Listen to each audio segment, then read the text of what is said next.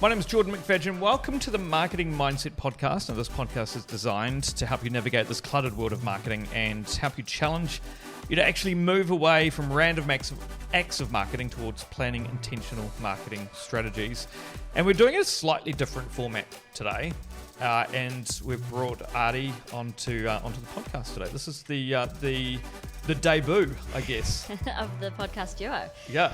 Hi, happy to be here. So Aarti's been on the Done by 9 team for a little while now. Can you give us, I know it's really awkward, but can you give us that little intro just around your background and some of your marketing kind of highlights, I guess? Yeah, for sure. I've worked in marketing for a very long time now, for, over 12 years. And I've kind of gone, from the start of working at a really small kind of startup to working for corporates. And over my time, I've worked for New Zealand businesses in Australia, and also over in the UK.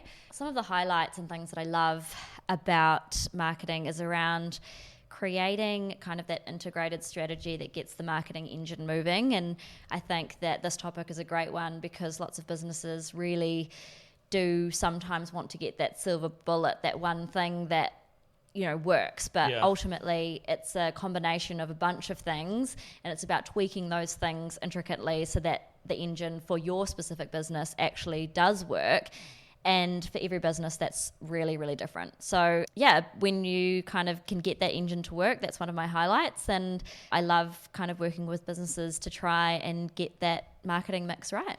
Yeah, look, and I think that's a really good intro to what we wanted to discuss today. So obviously, Aarti and I and the rest of the team will go visit clients, and we'll kind of work through their different strategies and kind of what they're trying to achieve with their marketing. And I think it's that reminder, and I think I say this on the podcast a lot as well, around that there is no silver bullet to marketing. And if there was a silver bullet, I always use that analogy that if we had clocked marketing, I don't think we'd still be sitting here today working in marketing, because we have worked it out and we're now multimillionaires living in our villas in Bali instead of working in marketing still. So there's no answer to it. There's no silver bullet. There's about trying to build those fundamentals. Yeah, totally. And I think that a single strategy that you can work towards to build out those elements and what they look like is a massive part of that. And I think that misconception that this one single thing is going to completely revolutionize your business, sometimes that does happen, right? There's a lot of businesses that they do get this viral piece of content and they do get this amazing, silver bullet, but it's often an accident. It's often, completely luck.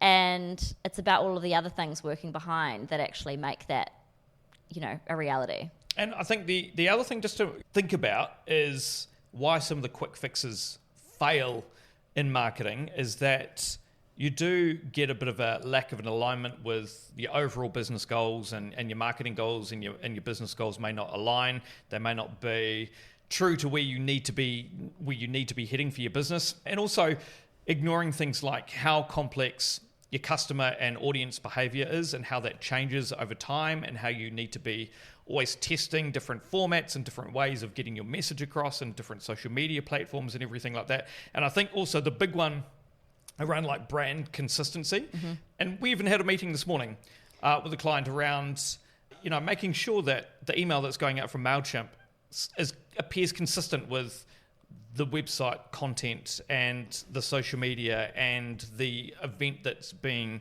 put onto LinkedIn, so that it all feels consistent. It feels like it's the same brand. And I think that's really important for us to always kind of remind ourselves, yeah? Absolutely. That makes a big difference, because if it's disjointed, then the whole experience and that customer experience you're delivering is really misaligned, and actually it's quite confusing for the user. So let's go through the actual actionable bits, because I want to try and get some actionable pieces out of what we should be having a bit of a look at. And I think it is having a look at that foundation of that brand strategy and what those foundational pieces are that we need to be thinking about. And obviously that's a core thing about what we do day to day, is developing brands and that foundation to a brand strategy that then businesses can evolve and grow over time. So let's chat about those components. What are those components of a strong brand strategy, do you think? Yeah, totally. So I think, all brands need to start with that purpose, mission, statement, those kind of values that sit behind it of, who they are and why they operate. And I think that people, more and more importantly, people are really wanting to know and learn about a brand's, their story. Like, how did you start? What's your story behind your company?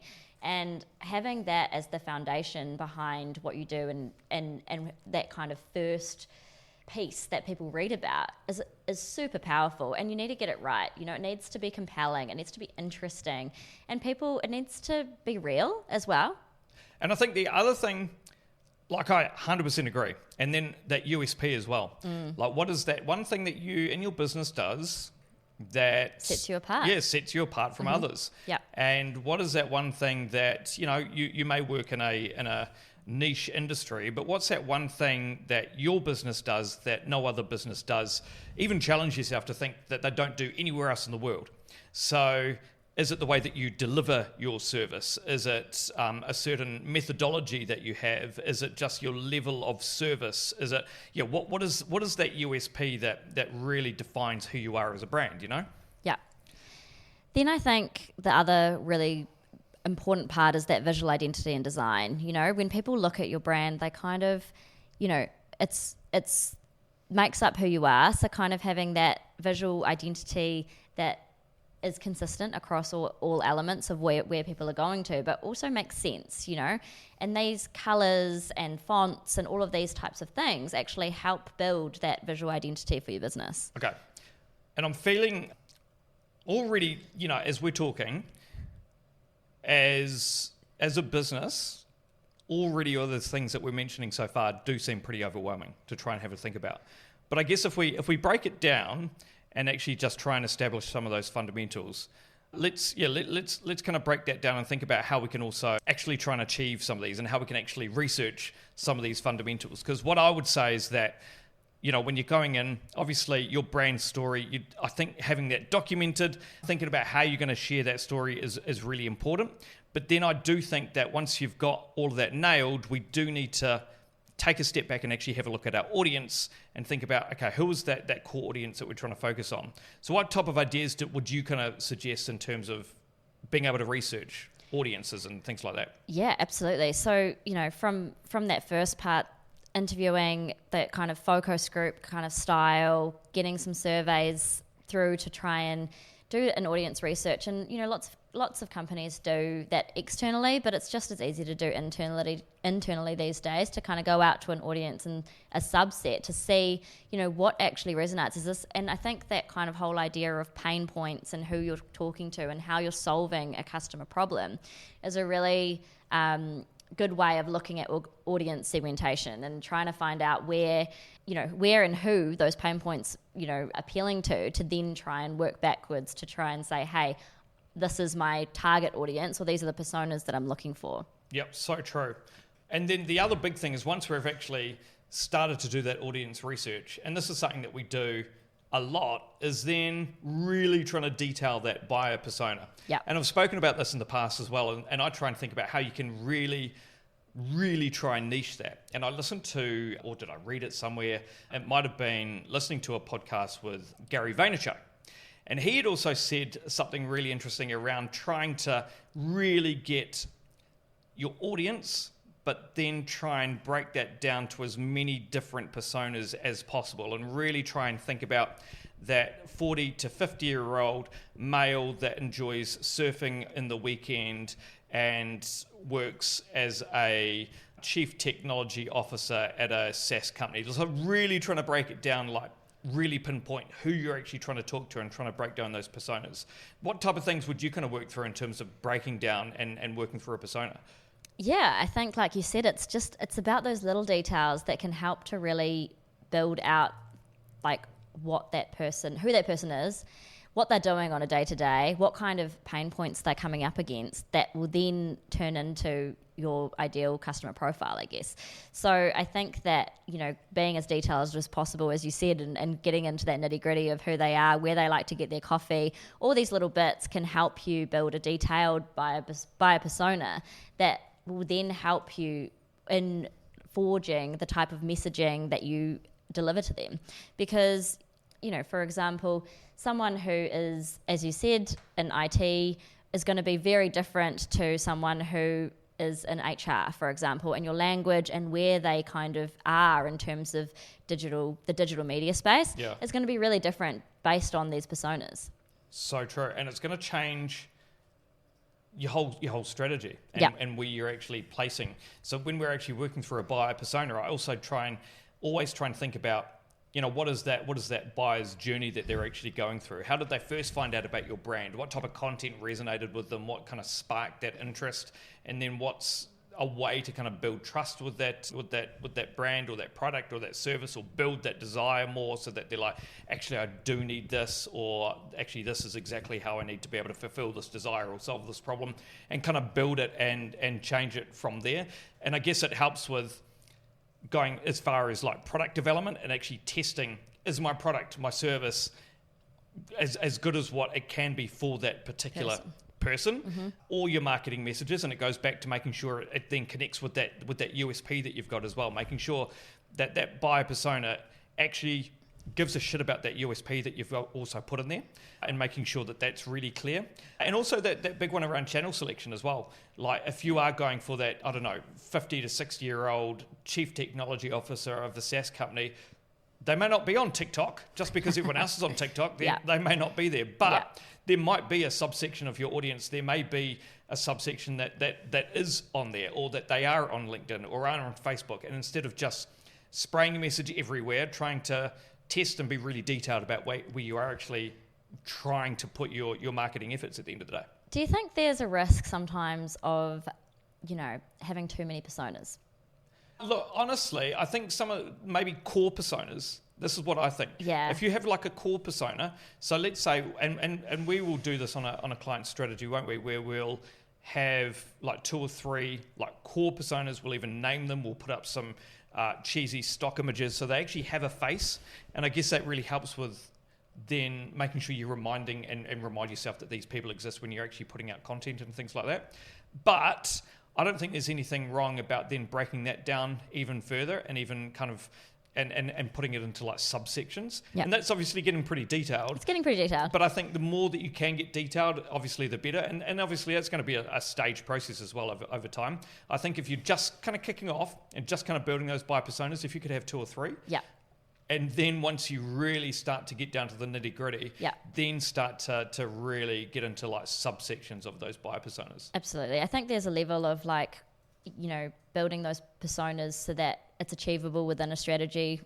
Doing too many subsections when you're just starting out can be quite hard, and also quite expensive when you're trying to, appeal to each different audience. But I think that, like you said, when you've got some key or core buyer personas that you're working towards, then once you understand these audiences better, you actually realize that they do kind of peel out into their own subsections, which is what we see often with our clients. And this is why it's so important around the whole topic, which is there's no silver bullet. Yeah. Like all these things that we're kind of working through and working out as you go through this process as well. Yeah. And that it will change and it will kind of adapt and develop. Like you could think that you're going and you're trying to search for a CTO, a chief technology officer, but then at the end of the day, the CFO might be that person that you need to actually get the buy-in from to get the actual deal done. Yeah. Obviously using maybe the CTO is like the influencer or something like that to be able to influence the those gatekeeper decisions. Towards the actual sale. And I think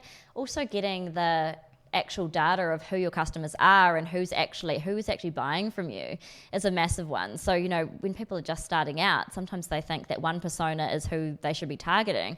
But once, they're 6 months down the line, they think, okay, actually, these are the people that are actually buying from me. And it wasn't that core persona. It was someone completely different. Correct. So as you said, just making sure that you are constantly this evolution of marketing, not just, setting the marketing strategy and leaving it. It's about, changing it, developing it, growing it as your business grows and changes, and as, all of these other developmental factors happen. And the other big one to think about is that age-old competitor. People that are actually, obviously you're in competition. There are other people that most likely are offering a very similar service, or they're competing on a similar desire, or they're trying to help people that have got a similar pain point to what you're solving at the same time. And I think it's really interesting, and always trying to think about how we can evolve and how our brand sits in relation to our competitors. When you think about competitor strategies, what type of things are you looking for? Yeah, I'm pretty old school. I always love starting with a SWOT analysis. I think a comprehensive SWOT analysis is a great place to start with, looking at how, the strengths that you have versus, the weaknesses that you need to be aware of. Again, opportunities and threats to your business. And I think that analysing your competitors is a massive advantage to your business. You need to be able to understand what is their USP so that you can start to look at what your USP is in comparison to that, and you can use strategies and ways to make yours kind of look better, feel better, and be more comprehensive, I guess. As an example, we're consulting a new e-commerce brand at the moment. And last week we went through all the competitor analysis. We're having a look at, there's some pretty core competitors that they're up against, and they have a pretty big hold of the market.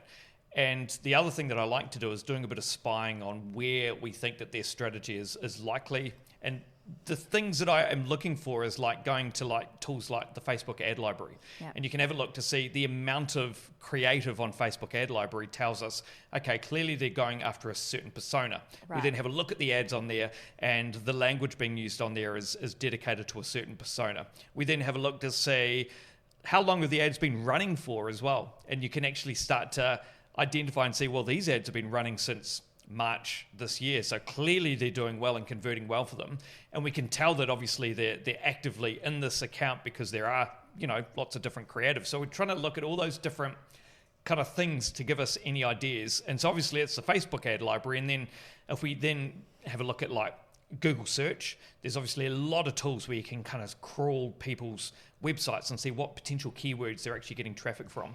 Google will also tell you what ads they have running as well, using the Google ad library as well. So we can get a really good understanding about where potentially they're investing their marketing and try and learn as much as we either learn as much as we can about what they're doing, or how can we differentiate from what they're doing to make sure that we are hitting our core persona and not trying to infiltrate theirs too much, and what that point of difference is, Yeah, absolutely. And what would your advice be on people that have, so say for example, they're entering a market and someone is nailing it, and you look at their digital footprint, they're spending X on Google ads, they're spending X on Meta ads, and you think, God, they're doing a great job. What would your advice be then for this business that is wanting to basically come in and do a takeover or something? USP and niche. Yeah. 100%. I reckon if you've got that thing that makes you different and that real smaller audience, and if you start, and this is the other challenge, especially if you're starting a new business and you're up against a business that's potentially been around for a long time, they've got a real hold of the market, you're clearly most likely not going to have the same marketing budget that they have or the advertising budget that they have. Yeah. So really, if you can niche down, that means that your advertising dollar is going to be much better spent. So if you can actually go to Facebook or Instagram or TikTok or Google and actually be able to define your audience, even down to 34 to 40 or 34 to 45, and really niche down on taking this example of this client from last week. One of their USPs is literally the aesthetics of their product, and they're looking for someone who is looking for a much more aesthetically pleasing product. Mm-hmm. So, and it's a very niche market that they're going for, so they can kind of get that in front of the people to essentially show something that is going to be more aesthetically pleasing and longer term and sustainable over the long term as well, because they've built a product that is much more sustainable than what's currently on the market. Yeah, and I think then, that all adds into their visual identity, and their content and the messaging that they're talking about will be about the aesthetics, right? And then that suddenly starts to appeal to the right audience, and it's all coming full circle. Definitely. And the other one I wanted to talk about was the brand voice. Now, going right back to that client we just spoke about before. So they were on whole different things, MailChimp, LinkedIn, they're doing events and things like that. How do we keep a consistent brand voice so that when someone sees your content, they just know instantly that they're kind of watching and seeing your content or seeing your email or something like that? What would be your suggestions on that?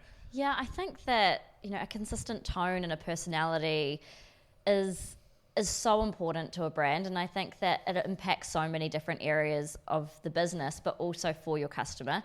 Being able to have those same lines across your business, and I think that this often comes down to the team as well. Everyone needs to kind of be talking and using that same language. So that doesn't matter who you're talking to, whether it's the office lady or the CTO or the CEO. Yeah. Everyone's got that same style of, dare I say, elevator pitch, but everyone knows, what that personality and consistent tone is. Yeah. And as you said, going back to this company or brand that we've been working with, it's very disjointed. And, as soon as you go on to their different platforms, you're seeing a different message, you're seeing a different story, you're seeing a different style, and it's super confusing, and it just makes the brand also feel really unpolished. And I think that that's another layer and level. Customers and users, they have really high expectations now, and I don't think that that's something that people are considering that they're really expecting a great user experience from all platforms and all devices and wherever they see you. So that tone and personality and that consistency of that is super important. Yeah, cool. Okay, so let's round up, because I think we've chatted about a lot. What are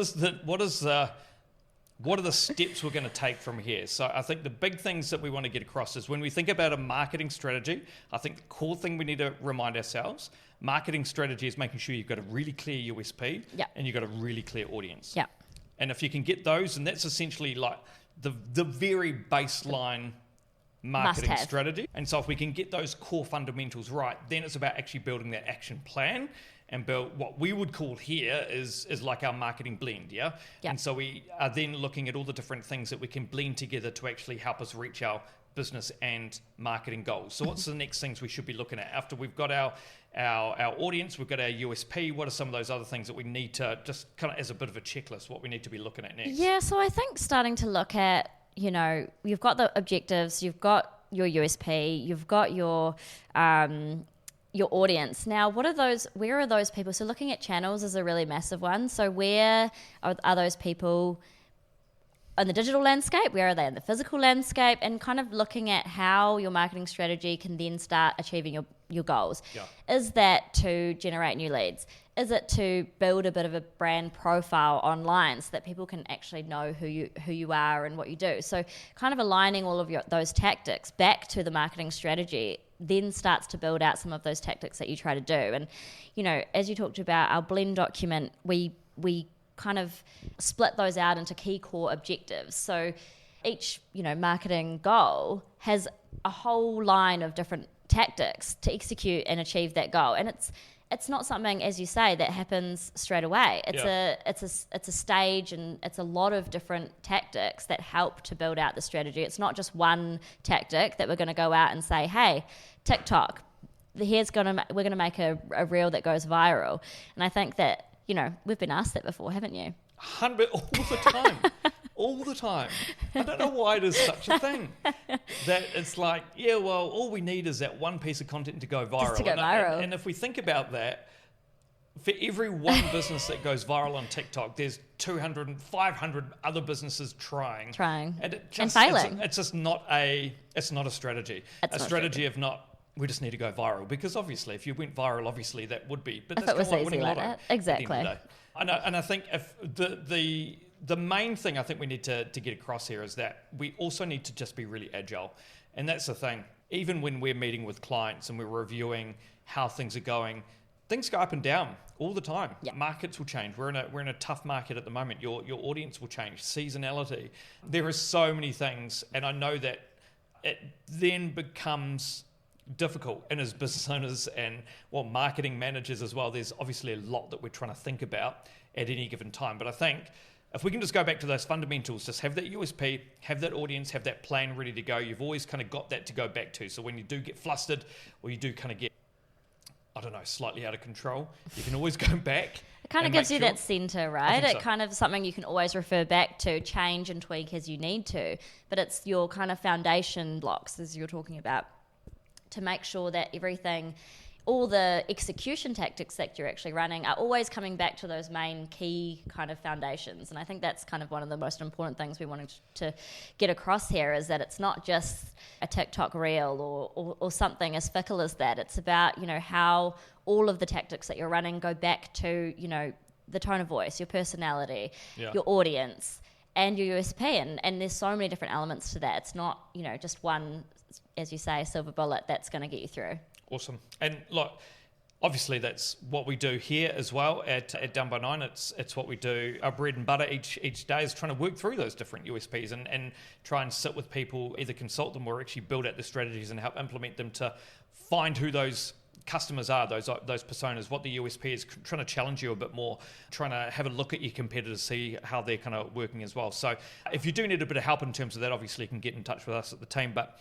I think the main thing also to get away is if you haven't got that strategy, which is again that USP and that person, that's where I'd start. Make sure you've got that documented. And it's amazing how many businesses we speak to who don't have some of those fundamentals either done or they haven't re-looked at them recently and they're struggling to figure out why isn't our marketing suddenly working. It's maybe they need to go back and have a bit of a look at that. So if there's one thing you take away from this is that be agile, go back to that strategy piece at the start and keep reiterating, keep testing and keep trying new things as well. Absolutely. Hey, thank you so much for joining us. First episode. It wasn't too bad, was it? I hope not. No, it was good. It was good. And we'll see you on another episode of the Marketing Mindset Podcast.